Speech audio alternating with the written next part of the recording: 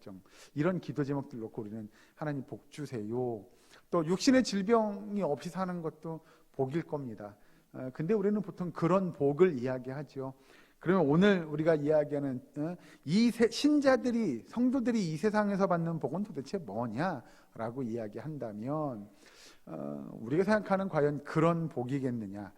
아까 말씀드린 물질의 복이며 건강의 복이며 뭐 자녀의 복이며 그런 등등등등등 우리가 바라는 그것들을 성경은 복이라고 이야기하겠느냐라고 하는 겁니다. 여러 가지 이 것들 중에 우리가 지금 계속해서 이 소유리 문답을 보고 있는데요.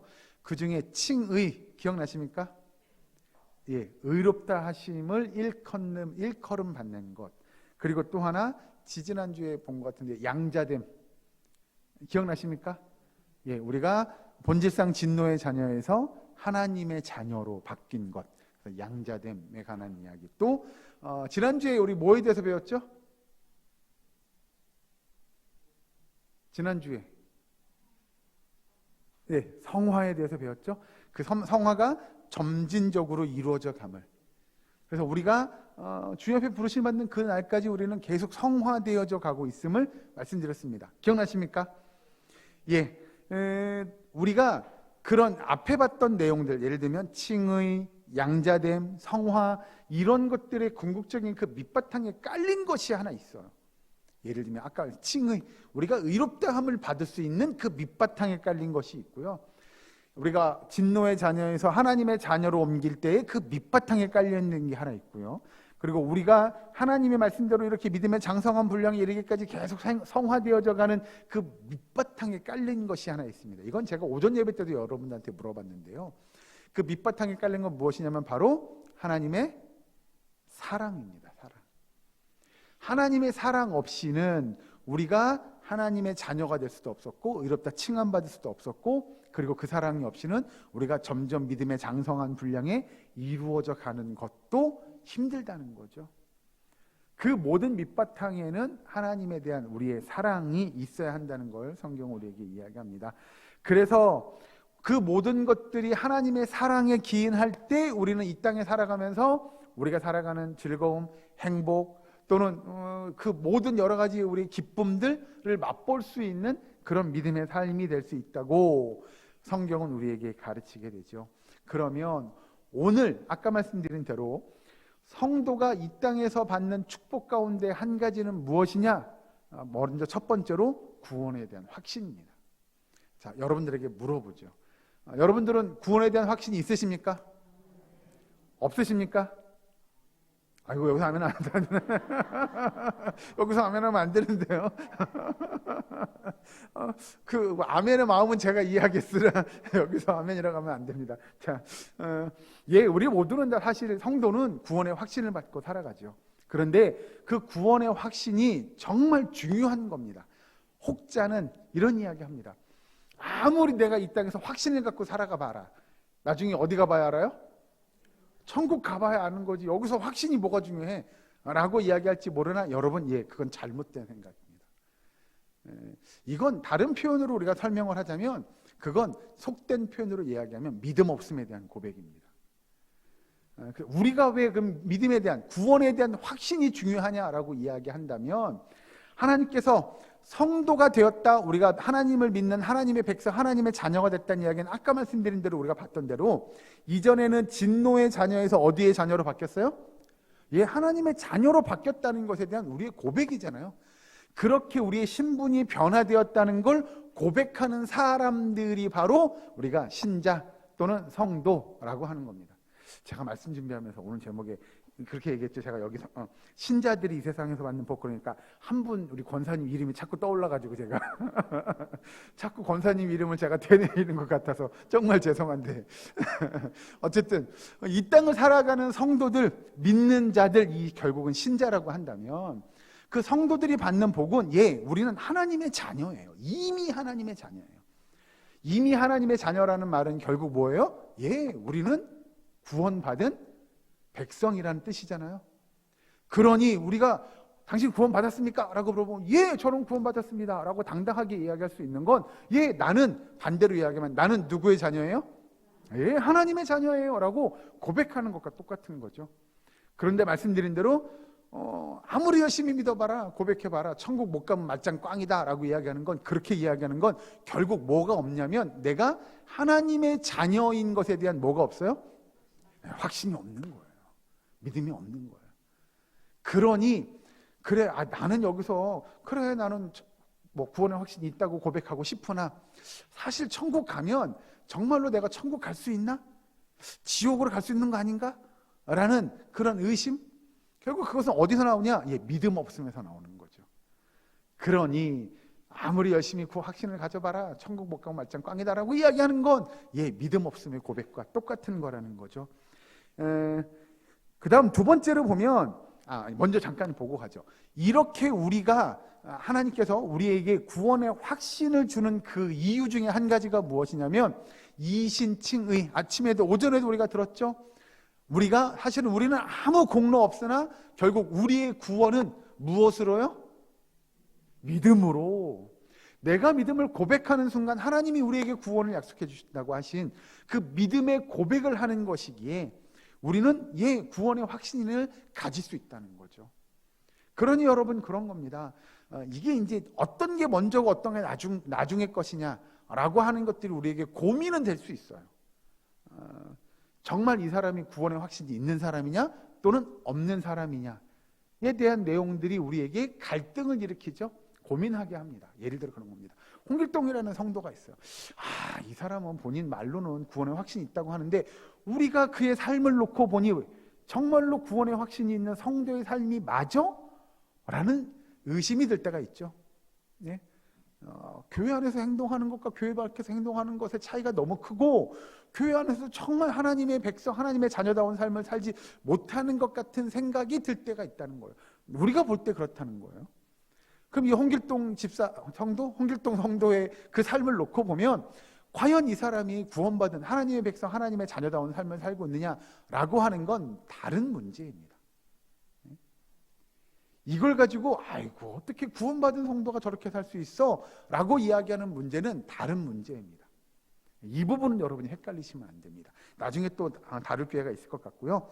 그래서 이신칭의의 교리가 우리에게 가르쳐주는 가장 중요한 건 뭐냐면, 우리가 믿음으로 의롭다 칭함을 받은 건 정말 값없이 받은 것이기에, 내가 믿음을 고백하면 하나님께서 우리에게 구원을 선물로 주시겠다고 하신 그 약속, 그 말씀을 믿는 믿음을 고백하는 것이 우리 성도에게 주어진 가장 큰 축복인 줄로 믿으시기 바랍니다.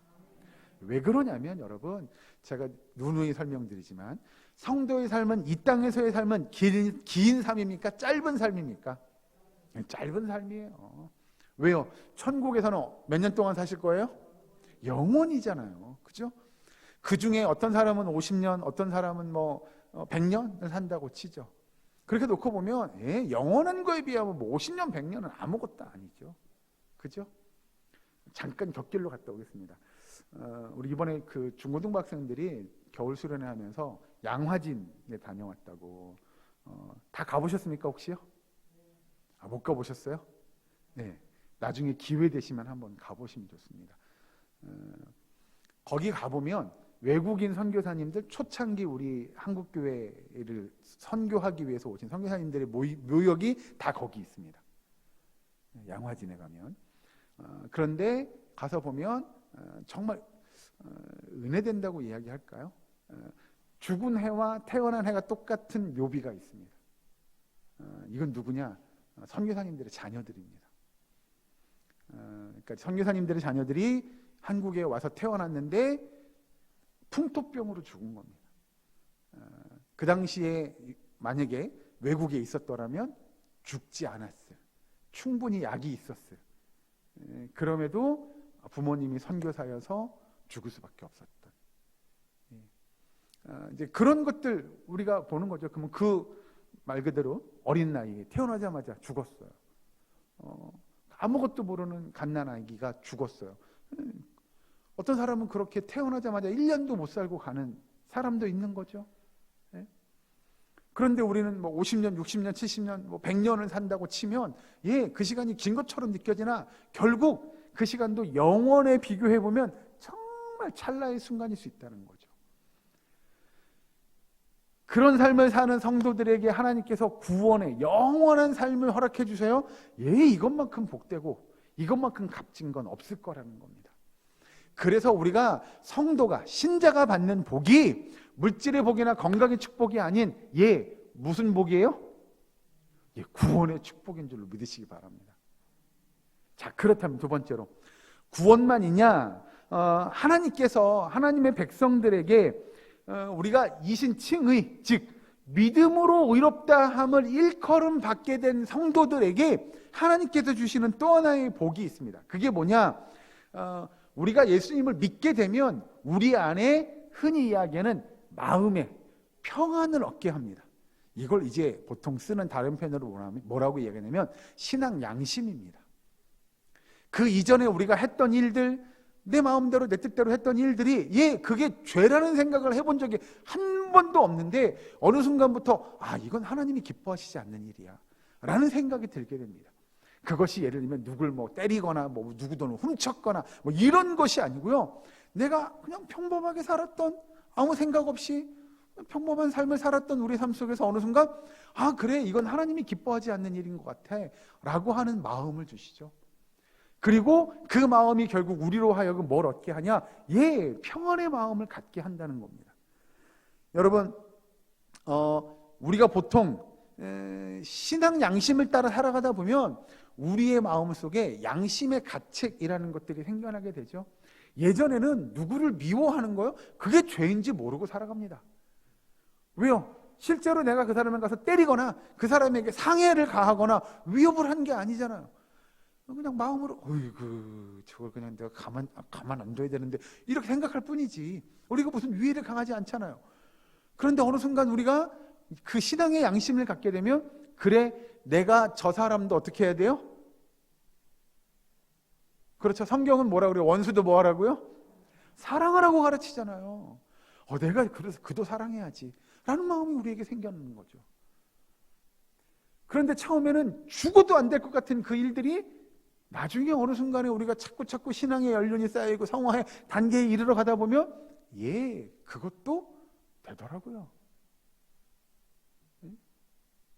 그래서 어떤 목사님은 그러잖아요. 아들을 죽인 그 원수를 자기 양자 삼고 이런 일들이 벌어지는 거잖아요. 그게 가능해? 그게 말이 돼? 말이 되더라고요. 그런 일들이 우리 가운데 벌어지더라고요. 그래서 우리의 마음에 하나님이 주시는 평안이 그렇게 흐르더라고요. 자, 죄를 지은 사람은 여러분 하나님의 용서를 받지 못한다면, 우리가 용서받지 못하고 하나님 앞에 예배를 드린다? 여러분, 이게 가능한 일입니까? 불가능한 일입니까? 그렇죠. 불가능하지요. 불가능하지요. 우리는 불가능할 것 같습니다. 죄를 지었음에도 고백하지 않고 용서 안 받지 못하고 하나님 예배 자리에 나와요? 그건 누가 봐도 불가능할 것 같습니다. 그런데 어떤 사람들은 죄 지었음에도 예배 자리에 나와서 예배 드리기도 하더라고요. 중요한 건 그 모든 것들이 과연 하나님을 기쁘시게 하는 일들이냐라는 거예요. 우리가 죄를 지은 것부터, 우리의 죄를 고백하지 않아서 용서함을 못 받은 것부터, 그런 마음을 가지고 주님 앞에 나와 예배드리는 그것부터 하나님이 과연 그런 우리의 삶을, 우리의 신앙의 모습들을 보고 기뻐하시겠느냐라는 겁니다. 그러면 이런 사람들은 우리가 어떻게 봐야 되느냐라는 거죠. 쉽게 표현하면 정말 신앙을 가지고 주님 앞에 신실하게 열심히 믿음의 백성답게 하나님의 자녀답게 삶을 살지 못하는 사람들을 우리가 어떻게 봐야 될 거냐? 과연 그러면 그 사람들도 하나님께서 예배를 받아주시고 그 사람들의 믿음의 고백을 받으시며 그 사람도 구원할 거냐? 아니요. 그렇지 않다고 성경은 가르칩니다. 그러니 여러분, 성도는 하나님 앞에 우리의 죄를 고백하고 죄 용서함의 은혜를 받는 일, 이건 너무나도 중요합니다. 그래서 여러분, 성경은 뭐라고 가르치냐면 누구와 다퉜어요? 해지기 전에 뭐 하라고요?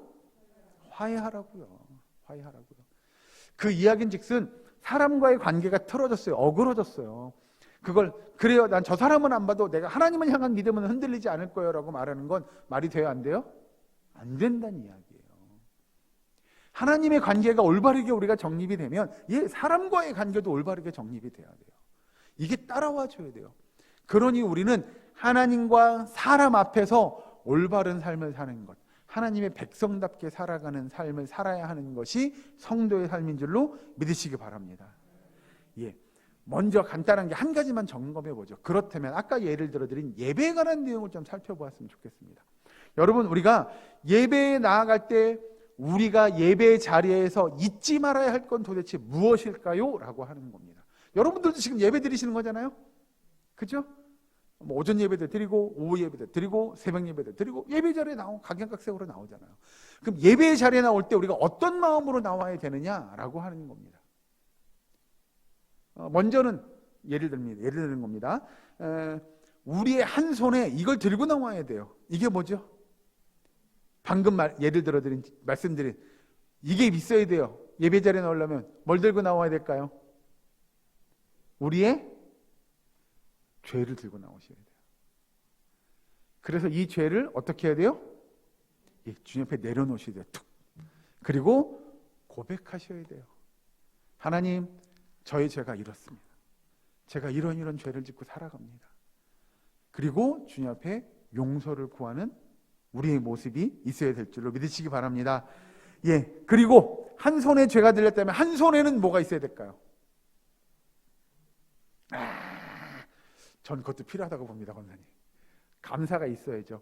근데 감사 전에 이 죄를 용서 받으려면 이게 있어야 되죠? 이게 좀 어려운데 제가 일부러 뜸들이는 거예요. 이 죄를 용서 받으려면 회개. 회개를 하면 우리가 사실은 회개할 수 있는 것도 이것의 능력에 힘입어서, 이것이라고 표현은 좀 불경한데 여러분들 힌트를 안 드리려고 그러는 거예요. 이 반대손에 있는 것의 능력을 힘입어서 우리가 죄 용서함의 은혜를 경험할 수 있는 거죠. 이게 뭐죠? 하나님 말고, 그렇죠, 예수님의 보혈의 공로, 예수님의 그 공의를 의지해서 우리가 주님 앞에 우리의 죄를 고백해야 돼요. 그래서 여러분, 제가 그러잖아요. 우리가 보통 죄를 고백할 때 기도하잖아요. 하나님, 이러한 죄를 막 지었어요. 용서해 주세요. 우리 그 끝에 가서 뭐라고 고백해요? 예수님의 이름으로 기도합니다. 우리의 죄는 여러분, 우리 스스로 우리의 죄를 용서함 받게 할 수 있는 능력이 여러분 1도 없습니다. 우리는 누굴 의지해야 돼요? 예수님의 보혈의 공로를 의지하셔야 돼요. 우리 권사님, 제가 할 이야기 다 하셨어요. 그래서 예수님만이 우리의 뭐라고요? 중보자라고 우리가 이야기하자는 거잖아요. 그러니 우리는 예수님의 보혈의 공로를 의지하여 우리의 죄를 고백해야 예수님의 그 보혈로 인하여 우리 죄가 씻겨져 나가는 거잖아요. 그래서 우리의 죄가 용서함 받게 되는 거잖아요. 그러니 여러분, 우리에게 있어서 이것보다 더 큰 복이 어디 있겠냐라는 겁니다. 우리가 죄를 지었어요. 우리는 죽을 수밖에 없는 죄인이었는데 그 죄를 이미 하나님 편에서 다 용서함 받을 수 있는 방법, 방편들을 다 만들어 주셨어요. 그러니 우리 죄인된 우리가 주님 앞에 나와 주님, 우리 죄를 이렇게 텅 내려놓고 주님, 이 죄들을 용서해 주세요라고 고백하면 예수님의 보혈의 공로 의지하여 예수님이, 하나님께서 뭐라고 이야기해요? 이제는 내가 더 이상 그 죄를 뭐하지 않는다고요? 기억하지 않는다고요. 할렐루야. 이게 그 어떤 세상에서의 그 어떤 복보다 정말로 감사한 하나님의 축복인 줄로 믿으시기 바랍니다. 이제 두 가지. 앞에서 구원의 확신을 받은 성도들이 이제 그 죄 용서함의 은혜를 경험한 성도들이 그러면 마땅히 이러한 삶을 살아야 돼요. 어떤 삶일까요? 여러분, 우리가 그냥 간단하게 생각해 보시죠. 첫 번째로 구원의 확신, 우리가 구원받은 백성답게, 또 우리가 죄를 고백했더니 그 죄를 다 용서해 주시는 그 은혜, 축복을 경험했어요. 그러면 세 번째 마땅한 반응 뭐가 있을까요? 그래서 우리는 뭐 할 수 있어요? 감사하고 또 즐거워하고, 그렇죠, 기뻐할 수 있는 거죠. 그래서 성도의 삶은 항상 뭐가 넘쳐요? 기쁨이 넘칠 수 있는 거예요. 즐거움이 넘칠 수 있는 거예요. 여러분 생각해 보세요. 세상을 살아가면서 참 세상이 우리를 힘들게 합니다. 제일 힘든 일이 뭔지 아십니까?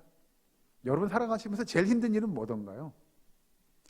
저는 이렇게 표현합니다. 먹고 사는 일이라고. 예, 먹고 사는 일이 제일 힘들더라고요.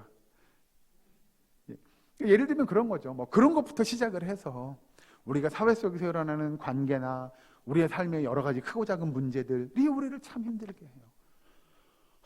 걱정스럽게 하죠. 고통스럽게 하기도 합니다. 그런데 그런 세상에 일어나는 문제들보다도 하나님이 주시는 아까 말씀드린 이러한 하나님의 축복이 우리에게 주는 기쁨은 세상의 그 어떤 것과 비교할 수 없는 하나님이 주시는 놀라운 축복이더라는 거죠. 기쁨이더라는 겁니다.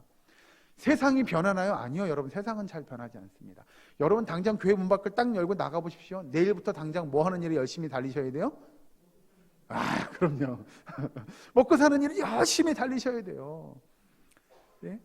그러면서 어려움을 겪기도 하고 힘든 일들을 만나게 하고 우리가 산을 넘기도 하고 물을 건너기도 하고 바다를 건너기도 하고 뭐 이런 삶을 살아가게 되잖아요. 그런데 그 속에서 정말 하나님이 주시는 기쁨은 이루 말할 수가 없음을 성경은 우리에게 얘기합니다. 성경을 한번 찾아볼까요? 뒤로 좀 넘어가서 로마서 8장 35절 말씀. 로마서 8장 35절 말씀. 제가 있는 성경은 251면입니다. 신약성경 251면 로마서 8장 35절 같이 한 목소리로 봉독하겠습니다. 로마서 8장 35절 시작. 누가 우리를 그리스도의 사랑에서 끊으리요? 환난이나 곤고나 박해나 기근이나 적신이나 위험이나 칼이랴. 아멘. 결국 우리가 하나님의 사랑 안에서 우리를 끊을 수 있는 건 있어요? 없어요? 없어요, 여러분. 없어요. 세상이 우리를 힘들게 해요. 우리가 살아가면서 겪는 고난과 아픔이요, 그게 우리를 하나님의 사랑으로부터 끊는다고요? 아니요. 그건 끊을 수 있는 일들이 아니라는 거죠. 그럼에도 하나님의 사랑에서 끊을 수 없으니 우리가 하나님의 그 사랑을 누리며 살아가는 성도들은 기뻐할 수 있는 거예요. 즐거워할 수 있는 거예요. 정말로 행복해할 수 있음을 여러분 믿으시기 바랍니다. 사실 아담의 죄로 인해서 이 세상에 죄악과 슬픔이 가득하게 됩니다. 어떻게 보면 그런 이 땅을 살아가는 성도들에게 있어서 고통은 그렇다면 필연적일 수밖에 없지 않을까. 예수님을 믿는다고 하더라도 하나님의 백성이라고 하더라도 이 땅에 발을 붙이고 살아가는 동안에는 우리에게 어떻게 보면 고난이나 고통과 아픔과 슬픔들은 당연한 것이라고 볼 수밖에 없을 것도 같습니다. 그러나 결코 그 무엇도 그 어떤 것도 우리를 하나님의 사랑에서 끊을 수 있는 건 그 어떤 것도 없음을 믿으시기 바랍니다. 우리의 사랑은, 하나님의 사랑은 우리의 환경과 우리의 상황과 우리의 여건들을 초월하는 사랑인 줄로 믿으시기 바랍니다. 그래서 한 가지 마지막으로 보면 우리가 그 하나님을 이 땅에 살아가는 성도들이 받는 하나님의 축복 가운데 하나는 무엇이냐면 우리의 삶 속에서 우리의 아버지가 누구예요? 하나님이에요.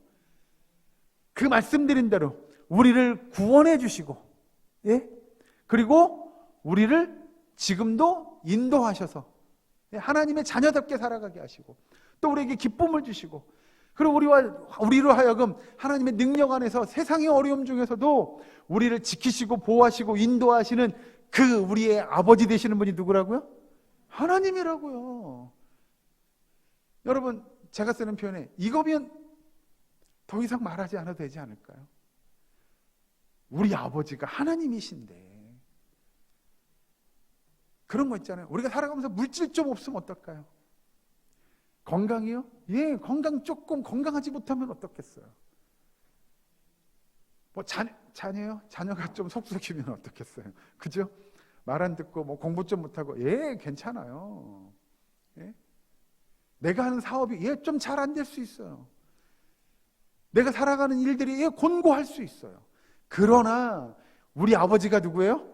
하나님이셔요. 할렐루야.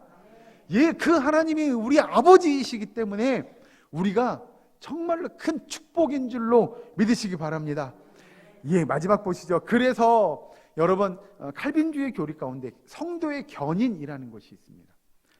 대충 어렵겠지만 대충 우리가 이야기하는 견인 뭔지 아시겠죠? 뭐죠? 그렇죠. 끓여주는 거죠. 누가 끓여주세요? 예, 하나님의 자녀로서 하나님의 백성답게 하나님께서 우리의 삶을 뭐 하는 거예요? 끌어주시는 거예요. 인도해 주신다고요. 성경을 한 군데 봅니다. 요한복음으로 넘어갑니다. 요한복음 6장에 있는 말씀 보겠습니다. 요한복음 6장 38절에서 40절까지.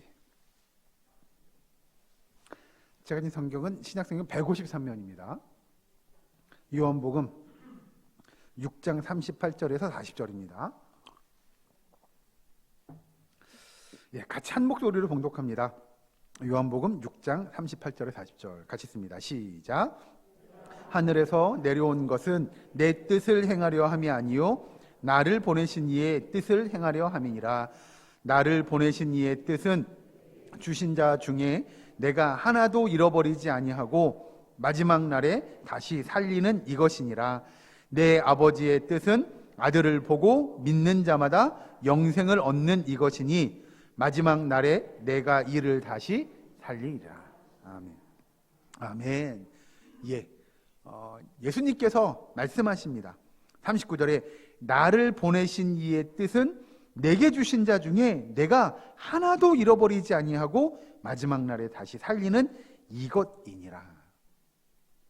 저와 여러분, 우리 모두를 예수님께서 마지막 날에 다시 살리신다고, 살리실 것이라고 약속해 주셨습니다. 그래서 여러분, 우리에게 소망이 있는 것이죠. 이 땅 가운데 하나님의 백성답게 그 삶을 살아가는 것이 여러분 고통이 아닙니다. 기쁨이고 즐거움이고 감사고 영광의 삶이 될 줄로 믿으시기 바랍니다. 성경을 한 군데만 더 찾아보고 말씀을 마치겠습니다. 빌립보서 1장에 있는 말씀입니다. 빌립보서 1장 4절에서 6절까지 보도록 하겠습니다.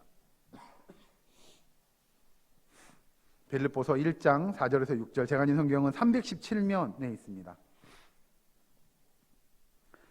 빌립보서 1장 4절에서 6절, 제가 같이 한 목소리로 봉독합니다. 4절에서 6절까지 시작. 간구할 때마다 너희 무리를 위하여 기쁨으로 항상 간구함은 첫날부터 이제까지 복음을 위한 일에 참여하고 있기 때문이라.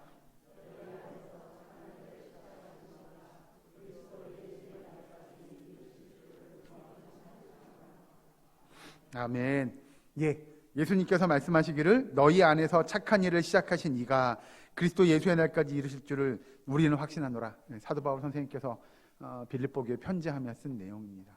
여러분, 예수님께서 우리가 예수님의 하나님의 자녀, 예수님의 제자로서의 삶을 이 땅에 살아감을 이야기하며 너희가 첫날부터 이제까지 복음을 위해 한 일에 참여하고 있기 때문이라. 너희 안에서 착한 일을 시작하신 이가 그리스도 예수의 날까지 이루실 줄을 우리가 확신한다고 하는 그 믿음의 확신이 저와 여러분에게 있기를 주의 이름으로 간절히 축원합니다. 예, 하나님께서 저와 여러분을 마지막 때까지 지키시는 줄로, 인도해 주시는 줄로, 보호해 주시는 줄로 믿고 이 땅에 참된 축복받은, 복받은 성도답게, 신자들답게 믿음의 삶을 경주할 수 있는 저와 여러분, 우리의 사랑교회 모든 건속될 수 있기를 주의 이름으로 간절히 축원합니다. 기도하겠습니다. 사랑가리 하나님 감사합니다. 아버지, 우리들이 이 땅에서 믿음의 백성, 믿음의 자녀, 하나님의 백성다운 삶을 경주할 수 있도록 인도하여 주시옵소서. 주님이 우리의 모든 것 되심을 고백합니다. 우리의 아버지 되신 주님만을 바라보고 우리에게 베풀어 주신 그 모든 것들을 저희들이 감사함으로 이 땅에 영광스러운 하나님의 백성들의 삶을 살아갈 수 있도록 주여 인도하여 주시옵소서. 예수님의 이름으로 기도하옵나이다. 아멘.